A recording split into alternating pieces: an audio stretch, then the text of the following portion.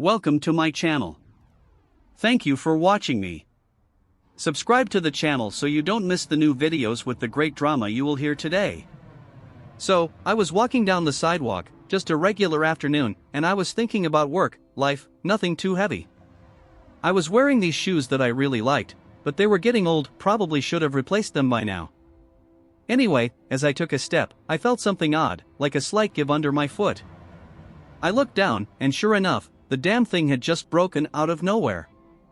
The sole completely split. I stopped right there, right in the middle of the sidewalk, trying to figure out what to do. People were walking around me, oblivious. I wasn't even mad yet. Just confused, you know? I bent down, trying to tie a knot where the shoe broke, like that would help hold it together. I wasn't even thinking straight, just going through the motions. But that's when I looked up. I swear, as soon as I looked up, I felt like the world stopped for a second. Everything was slow motion. There was this car, speeding, like it was trying to make up for lost time, and it was heading straight for the crosswalk. I remember thinking, shouldn't they slow down? There's a light ahead. But then, out of nowhere, the car didn't slow down at all. It didn't even hesitate. And then, it happened. The car hit 3 people. It was like a blur, like I couldn't fully process what I was seeing. 1 second, they were walking, and the next, the car slammed into them. It didn't stop, didn't even seem to care. One of the people, he looked older, maybe in his 60s, was thrown clear across the sidewalk, landing hard on the ground. The other 2 were knocked down, but one of them, God, I'll never forget this, was pinned under the car. I froze. I couldn't move. I just stared. It felt unreal, like something out of a nightmare. My heart was pounding in my chest, and for a second, I thought I might pass out. I felt sick. Then, like a switch flipped, I snapped back into reality. The noise, the panic, the chaos, it was all real. And I was just standing there with a broken shoe, doing nothing. I don't know what came over me, but I was suddenly hit with a wave of panic. I could hear people screaming, yelling for help, but it felt like I was stuck in some kind of weird, slow-motion moment. My mind was racing, but my body just wouldn't cooperate. For a split second, I thought about running, about getting the hell out of there. I mean, I wasn't a hero. I didn't know what to do. I was just a guy with a broken shoe. But then, I saw the man who had been thrown across the sidewalk, lying motionless. The other 2 were struggling, one of them trying to crawl out from under the car. They were in pain. A lot of pain. And I realized, for some reason, that I couldn't just stand there. I had to do something, anything. So, I stumbled towards the scene, my mind still scrambling. People were already calling 911, but I knew I couldn't wait for help to arrive. I was in shock, but I knew I had to act fast. I knelt down beside the older guy who was lying on the sidewalk. His breathing was shallow, his face pale. I didn't know if he was conscious, but I just kept saying, "Hey, stay with me. Stay with me." I felt like an idiot. What was I even supposed to do? I wasn't trained for this. I was shaking, but I just kept looking around, hoping someone else would show up and know what to do. But no one did. It was just me and a bunch of panicked strangers. As I knelt there, trying to keep the older guy conscious, I felt the weight of the situation really hit me. I was sweating, my palms were clammy, and my chest felt tight. I kept thinking, what if I'm doing it wrong? What if he dies here, and it's on me? The thought of him slipping away while I was trying to hold it together, hell, that thought haunted me. I kept glancing over at the other 2 people, who were still writhing in pain. One of them had a leg twisted at an unnatural angle, and the other was clutching their stomach. They both looked like they were in agony, and I could see the fear in their eyes. I wanted to run to them too, but I was frozen, my body was moving on autopilot, just reacting, doing the best it could in a situation that made no sense. It felt like I was watching everything through a foggy window. I could hear people shouting, trying to help, but their words felt distant, muffled. My thoughts were a jumbled mess, and I couldn't focus. I shouldn't be here. I'm not a paramedic. What if I make things worse? But then, I heard the sirens in the distance. The emergency vehicles were finally on their way. For the first time since it all went down, I felt a flicker of hope. I wasn't alone anymore. I wasn't the only one who had to deal with this mess. But even with the sirens approaching, the feeling of helplessness didn't go away. If anything, it got worse. I didn't want to just stand by anymore. I wanted to do something, anything, to make it right. But what could I really do? It felt like an eternity before the first responders finally arrived. In reality, it was only a few minutes, but time had completely warped in my mind. I stepped back when the paramedics rushed in, almost instinctively. They were professionals. They knew what they were doing. One of them immediately started checking the older guy's pulse, and another began tending to the others. I just stood there, feeling completely out of place, as the professionals took over. But it wasn't like I could walk away. Something about this situation, it felt like I was still part of it, whether I liked it or not. The older man was conscious now, barely, but he was still mumbling something.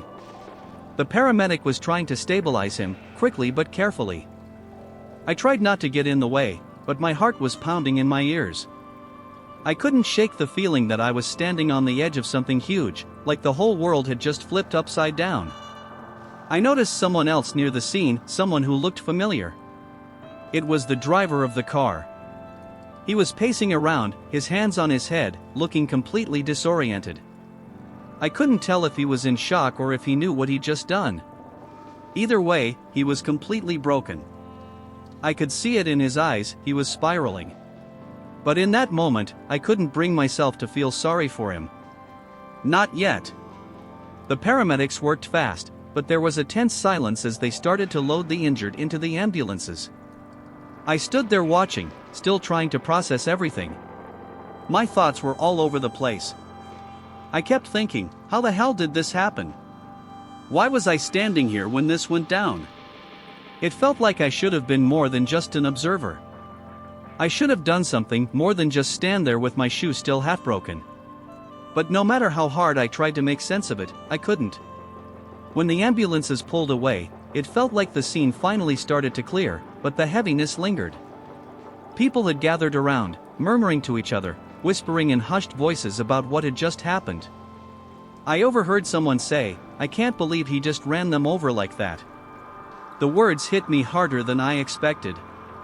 They felt like a judgment, and for some reason, I felt the weight of it, even though I wasn't the one driving. I started walking, unsure of where I was headed.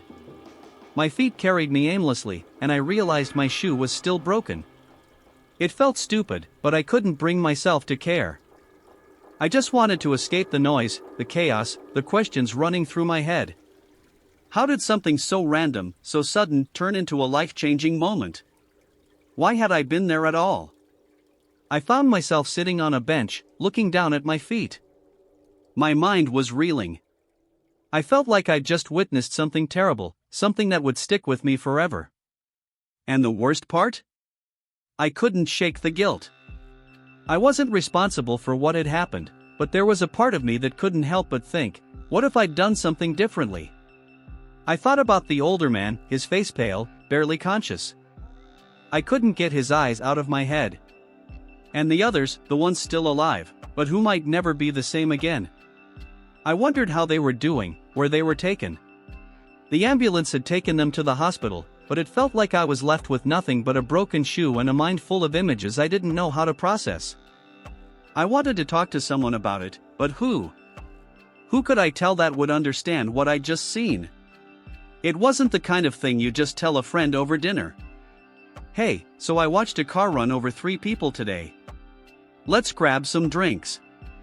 It was ridiculous. This was a nightmare, not a casual conversation. But I knew I couldn't keep it bottled up. I needed to talk. I needed someone to tell me this was real, that I wasn't losing my mind. I reached for my phone, but I didn't know who to call. My wife was the first person that came to mind, but then I hesitated. I didn't want to burden her with this, not yet. She had enough on her plate with work and life. Plus, I didn't even know how to explain what had happened, let alone the storm of emotions I was feeling. It was just too raw, too much. So, I called my brother instead. He picked up almost immediately, probably because he'd been expecting a call. He's one of those people who always knows when something's off with me. "Hey man, what's up?" His voice was casual, but I could hear the undertones of concern. I wasn't sure how to start. The words felt heavy in my mouth, but I finally blurted it out. I saw something today.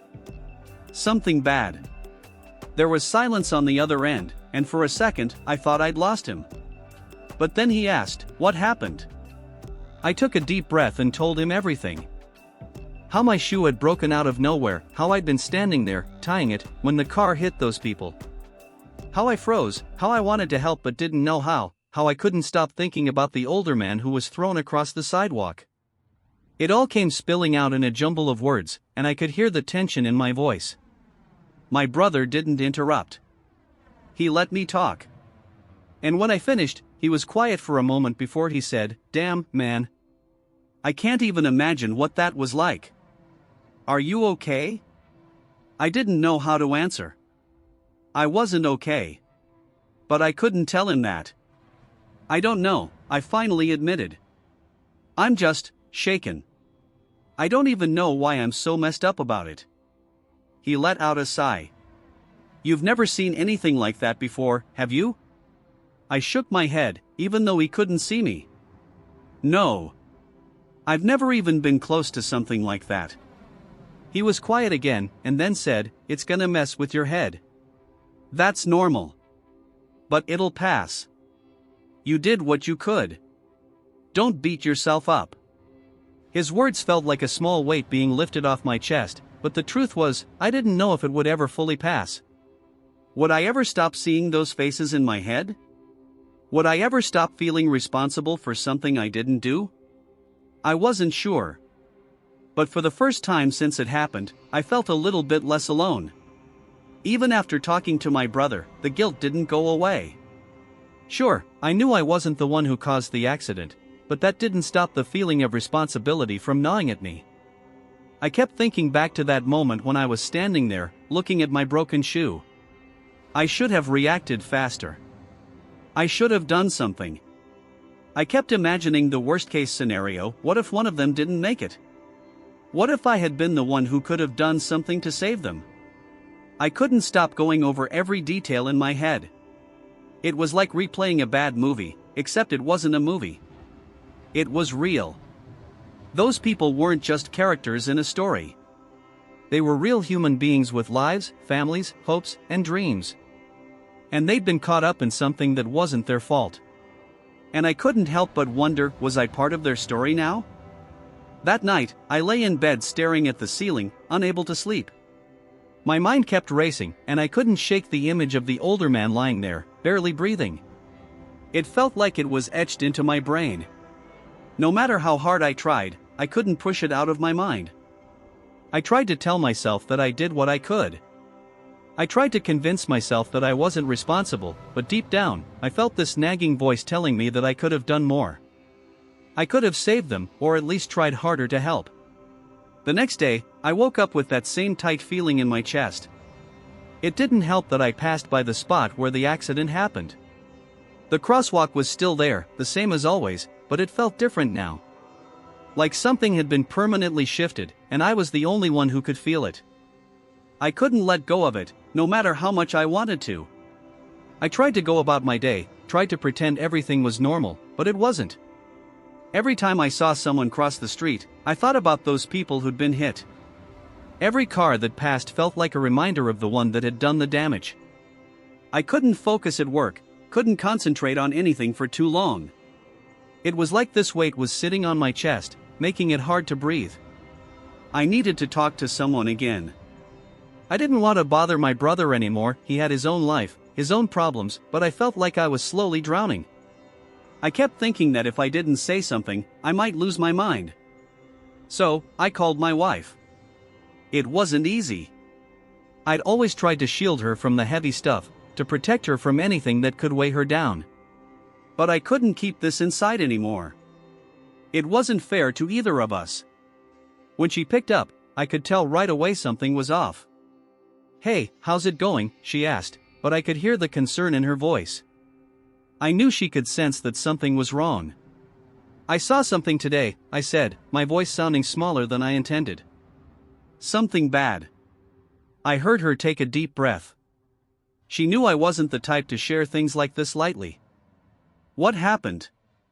I started telling her, just like I did with my brother. About the broken shoe, about the car hitting those people, about the shock and the guilt and the way I couldn't shake it off. I didn't go into all the gory details, but I told her enough so she could understand why I was so shaken. For a long time, there was silence on the other end of the line. It wasn't awkward silence, though. It was the kind of silence that said, "I'm here with you.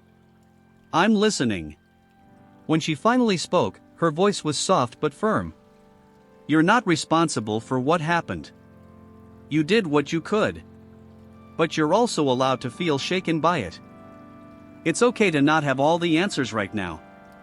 Her words hit me harder than I expected. For the first time in days, I felt like I could breathe a little easier. Maybe I didn't have to have it all figured out. Maybe it was okay to just be human. It didn't fix everything. I still felt the guilt, the weight, the nagging what-ifs. But for the first time since the accident, I wasn't drowning in it. At least, not completely. The following days felt like a blur. I was trying to go about my routine, forcing myself to focus on work, but I kept feeling like I was walking through life in a fog. That afternoon, while I was heading home from the store, I saw him, the driver. The guy who'd hit those people. He was sitting in his car, parked on the side of the road, staring blankly ahead. He didn't see me at first, but I recognized him instantly. His face was pale, his eyes red. I couldn't imagine what he was feeling. He'd probably been replaying that moment in his head, just like I had been. Maybe worse. I felt this knot form in my stomach. Part of me wanted to keep walking, to pretend like I didn't notice him. But I couldn't. Something in me knew that I needed to confront this. I walked up to the car, and when he saw me, his eyes widened in shock. It wasn't like I had any right to talk to him, I wasn't involved beyond being an observer, but I couldn't help myself. "Hey," I said, trying to keep my voice steady. "Are you all right?" He didn't respond right away, just stared at me, then shook his head, looking away. "I didn't mean for this to happen," he muttered, his voice barely above a whisper.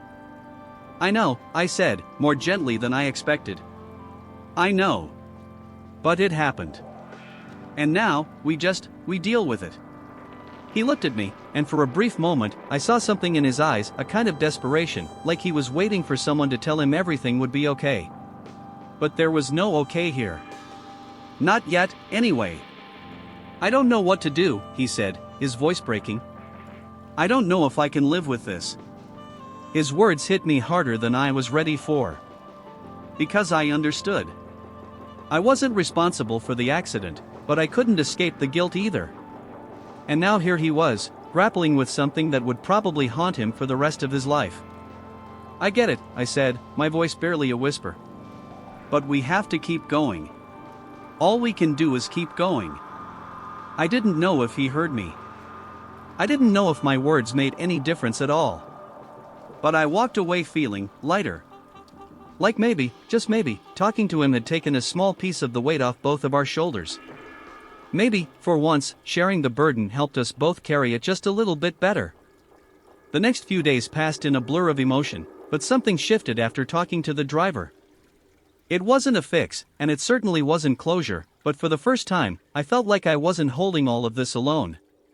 There was something about that shared moment, about acknowledging the weight of what had happened, together, that made it just a little bit easier to breathe. That being said, the wounds didn't just disappear. The guilt still lingered, a constant companion that followed me around like a shadow. Every time I crossed that street, every time I passed that crosswalk, I felt it. The reminder. The what-ifs. I couldn't escape it, and I wasn't sure I even wanted to. But I wasn't just carrying my own guilt anymore. The other victims, their families, their futures had become a part of my burden. I couldn't stop thinking about the older man, the one who'd been thrown by the car. What if he never walked again? What if that accident completely changed his life, in ways he could never recover from? I felt his pain, his helplessness, like it was my own. I went home that evening and sat on the couch, staring at the TV but not really watching. My wife was in the kitchen, humming a tune as she made dinner, and for a moment, I tried to focus on the normalcy of it all. But my mind kept drifting back to that moment, the sound of the tires screeching, the thud of bodies hitting the ground, the panic in the air. My wife walked into the living room, holding a plate of food. She set it down in front of me, then sat down beside me. "You've been distant lately," she said gently, her eyes searching mine. I didn't know how to explain it to her. How could I put into words what I'd been feeling? The weight. The guilt. The responsibility. The emotional hangover from witnessing something so violent, so sudden. I saw a man get hit by a car, and I didn't know what to do. I didn't know how to help. And I can't stop thinking about it, I finally admitted, my voice cracking a little. Her hand reached out and squeezed mine. She didn't say anything at first. She didn't need to. Sometimes, words aren't enough to fix what's broken. Sometimes, just being there is the only thing that helps. And she was there. "I'm here," she said quietly. "And I'm proud of you. You're carrying a lot, but you're not carrying it alone." I didn't know what to say back. I just nodded, feeling the weight of her words sink in. It wasn't a solution. It wasn't magic. But maybe, just maybe, it was enough. As the days went on, the initial shock began to wear off, but the emotional toll was still there. The feelings of guilt and confusion still crept up on me when I least expected it. I found myself asking the same question over and over: what if I had done something different? What if I'd been quicker to react, or more decisive? I couldn't let go of the image of the older man on the sidewalk, barely conscious, with blood staining the pavement. It played in my mind, looping like a broken record. The what-ifs started to take on a life of their own, twisting into something more, something that made me question my own reactions. What if I had stopped the car? What if I had run toward the people who were hurt, instead of standing there, frozen? What if I had been the one to call for help immediately, instead of standing by, trying to make sense of what was happening? But every time I tried to get a grip on those thoughts, they slipped away, just beyond my reach. I knew I couldn't change the past. I knew that dwelling on the what-ifs would only lead to more suffering. But that didn't stop my mind from running in circles. I started to distance myself from people a little. It wasn't intentional, but I found it hard to connect with anyone the way I used to. Friends would call, asking how I was doing, and I'd give them the standard answer, "I'm fine," even though I wasn't. It was easier that way, to pretend that everything was okay, than to face the truth that I was still carrying this weight around. I didn't want to burden anyone else with my thoughts and feelings. I didn't want to drag them into the emotional mess I was in. But the more I pushed people away, the more I realized how much I was isolating myself. And that only made the guilt worse. One evening, I took a walk, trying to clear my mind. I walked past the spot where the accident had happened again, but this time I couldn't ignore the feeling that it was still lingering in the air. I stood there for a moment, taking in the silence, trying to ground myself. And that's when I saw her, the woman who had been with the older man when the accident happened. She was standing across the street, looking down at the spot, her eyes filled with sadness and disbelief. I didn't know what to do. Part of me wanted to go over and apologize, to say something, but I couldn't bring myself to do it. I didn't even know what I would say. Instead, I just stood there, watching her. She glanced over at me and caught my eye. For a brief moment, our gazes locked, and I could see the pain in her eyes. She knew. She understood what I was feeling, even though we had never met before. And then, she walked away. I stayed there for a while longer, just standing in that spot, letting the weight of the moment sink in. It wasn't a solution to the guilt I was carrying, but for some reason, that silent connection with her made me feel a little less alone. Maybe, in the end, that's all we need. A reminder that we're not alone in our struggles. Even when we're haunted by the what-ifs, there are others out there who are carrying their own burdens too. And maybe, just maybe, that shared human experience is enough to help us keep going. I spent a lot of time trying to figure out what was going on in my head. It wasn't like I could just forget the accident. No one expects you to forget something like that. But what I didn't expect was how much it would change me. How much it would change how I looked at the world. In the weeks that followed, I started noticing things I never paid attention to before.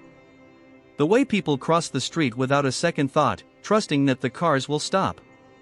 The way we all go about our lives, oblivious to how quickly everything could change. How fragile our routines really are. It made me more aware of just how little control we have over the things that happen around us. One moment you're walking, thinking about your day, and the next, your life is forever altered.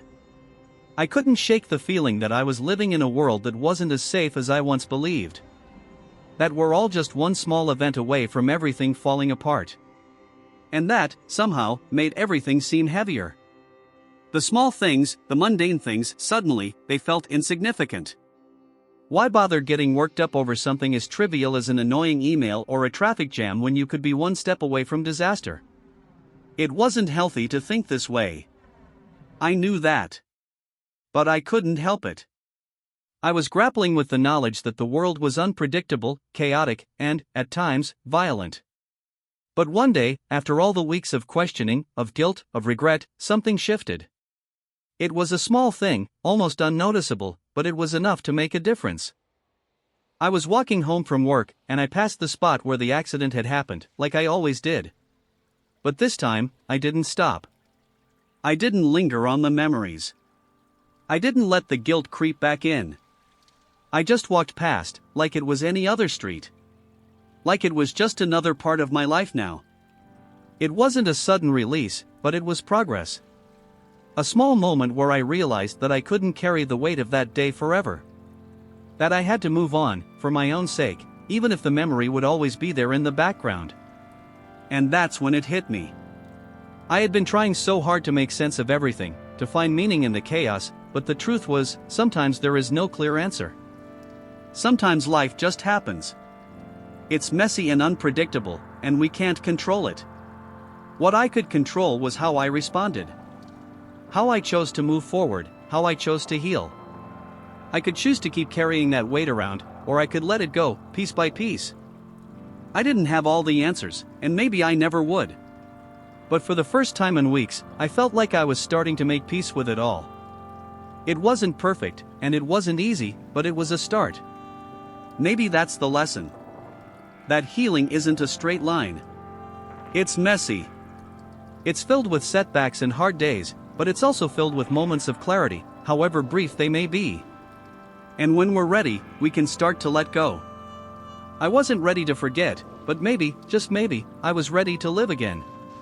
It wasn't a sudden transformation. It didn't happen overnight. But little by little, I began to feel lighter.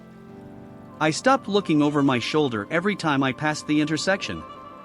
I started having conversations without the weight of the accident looming over me. I even started laughing again, real, genuine laughter, the kind I hadn't felt in weeks. And while I was still processing everything, I began to see that the world was full of little victories, the small moments that remind us life goes on, even after something catastrophic. One evening, I was walking with my wife, and we stopped to watch a street performer play music. The song was simple, and yet, in that moment, it felt like the world had slowed down, like everything was in perfect harmony. I realized, as I stood there listening, that sometimes, you have to let the world be imperfect. It's the imperfections that make it real. We all have moments when life feels too heavy, when we question everything around us. But the key is to find a way to move forward. To make the decision that you won't be defined by the things that happen to you, but by how you choose to live after they happen. I didn't know what was ahead, but for the first time in a long time, I felt like I was moving in the right direction. I was beginning to forgive myself. I was beginning to understand that there's no such thing as a perfect response in a crisis, and sometimes, survival itself is enough. One day, I found myself sitting at the same crosswalk, just thinking. I thought about the people involved in the accident, about the lives that were forever changed in an instant. And then, I thought about how everything had led me to this moment. to this point of understanding. To a place where I could breathe without the constant pressure of guilt crushing me. I was ready to move forward. I didn't know exactly what that meant, but I knew I couldn't stay stuck in the past forever. So, I took a deep breath, stood up, and started walking again. Not just physically, but in every sense. I was walking forward, not as the man who witnessed the accident, but as someone who had learned, however painfully, that moving forward is the only way to honor the past. And that's when I realized, maybe the real healing doesn't come from understanding everything or finding answers. Maybe it comes from simply deciding to keep going. From choosing to let go of the things we can't control and embracing the uncertainty of what comes next. Because in the end, that's what life is. It's not about avoiding pain, but about learning how to live with it, how to grow from it, and how to keep walking. Even when you can't see the full path ahead. It's been a while now, and I can say with certainty that I've learned more than I ever thought I would from that day. Life doesn't always give us clear answers. It doesn't come with a user manual or a roadmap that explains how to navigate the hardest moments. Sometimes, you just have to figure it out as you go, and that's okay. What I've realized is that the key to moving forward isn't about getting rid of the pain or pretending it didn't happen. It's about accepting that life is messy, and sometimes, the best thing you can do is let go of the need to control everything. There's power in surrender, in recognizing that some things are simply beyond our reach. I don't know if I'll ever be completely free from the memory of that day. I don't know if the guilt will ever fully fade. But I do know that I'm not letting it define me anymore. I've made peace with the fact that the world doesn't always make sense. It's unpredictable, and sometimes, terrible things happen for no reason at all. And that's okay. What matters is how we respond. How we choose to live, even after the hardest moments. How we decide to move forward when everything inside us tells us to stay stuck in the past. So, if there's one piece of advice I could give to anyone going through something similar, it's this: it's okay to not have all the answers. It's okay to not understand why things happen the way they do. Just take it one step at a time. Allow yourself to grieve, to process, and to heal at your own pace. And above all, remember that it's okay to keep moving forward. Life doesn't stop, and neither should you. In the end, maybe that's the most important lesson I've learned, that even when everything feels broken, even when the weight of guilt and confusion feels too heavy to carry, you have the choice to keep walking. And somehow, in doing that, you begin to heal. One step at a time. I'm not perfect, and I'm not fully healed. But I'm better.